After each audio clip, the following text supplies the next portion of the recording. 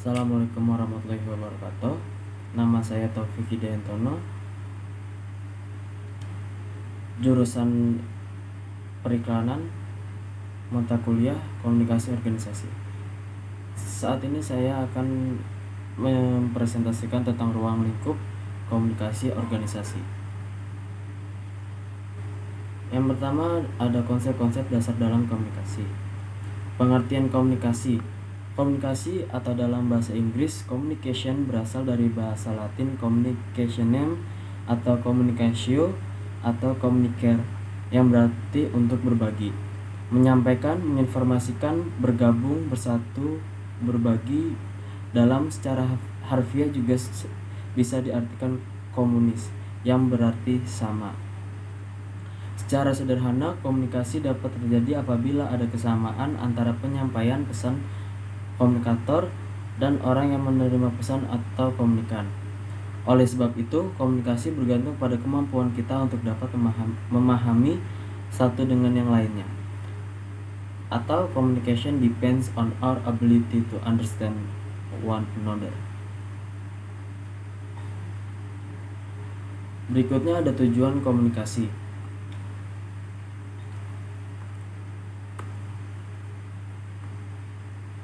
Tujuan komunikasi pada umumnya antara lain adalah memberikan pemahaman kepada komunikan. Kita sebagai komunikator harus menjelaskan kepada komunikan atau penerima dengan sebaik-baiknya dan tuntas sehingga mereka dapat mengerti apa yang kita maksud. Berikutnya ada memahami orang lain.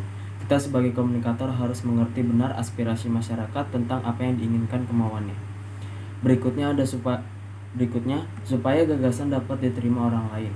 Kita berusaha agar gagasan kita diterima oleh orang lain dengan pendekatan persuasif, bukan pemaksaan kehendak. Berikutnya, menggerakkan orang lain untuk melakukan sesuatu demi mencapai sebuah tujuan. Lalu ada prinsip komunikasi. Yang pertama, komunikasi harus memiliki tujuan dan maksud yang jelas sehingga bisa dipahami oleh orang lain.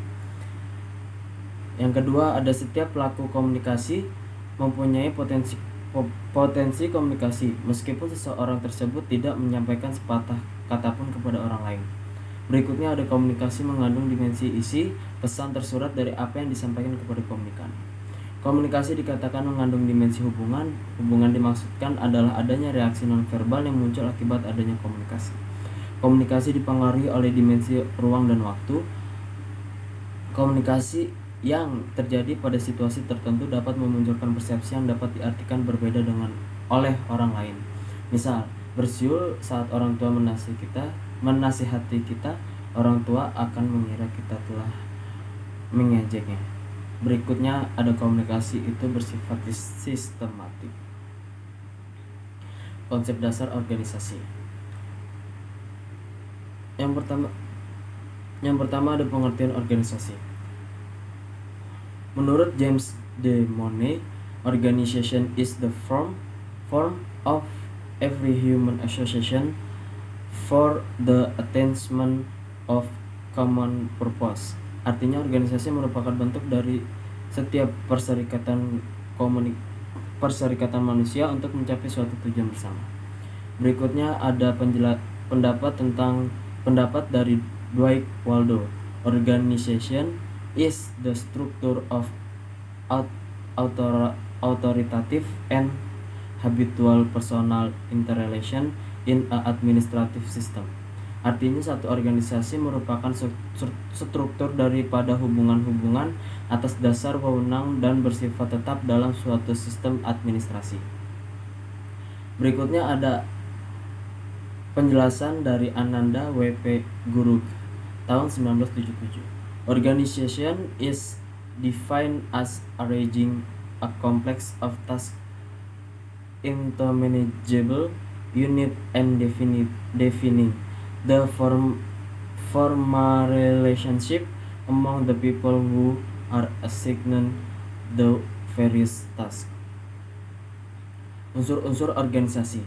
Setiap bentuk organisasi akan mempunyai unsur-unsur tertentu yang antara lain sebagai berikut. Yang pertama ada sebagai wadah atau tempat untuk bekerja sama. Yang kedua, proses kerjasama sedikitnya antara dua orang. Yang ketiga, jelas tugas dan kedudukannya masing-masing. Yang keempat, ada tujuan tertentu. Relevansi komunikasi dan organisasi.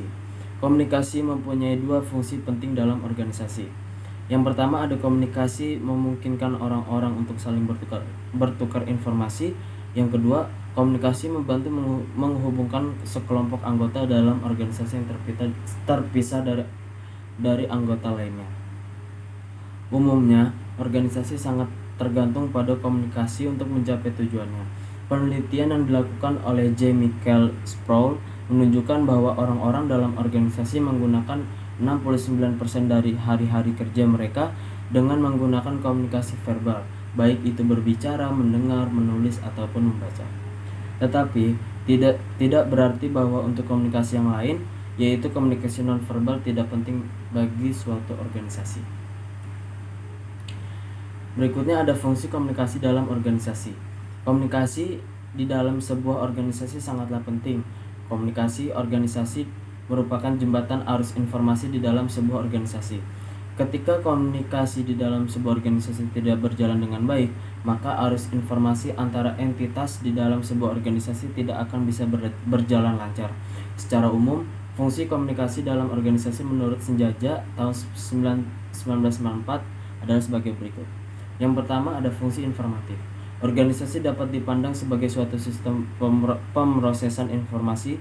Maksudnya, seluruh anggota dalam suatu organisasi berharap dapat memperoleh informasi yang lebih banyak, lebih baik, dan tepat waktu. Informasi yang didapat memungkinkan setiap anggota organisasi dapat melaksanakan pekerjaannya secara lebih pasti. Yang kedua, ada fungsi regulatif. Fungsi ini berkaitan dengan peraturan-peraturan yang berlaku dalam suatu organisasi.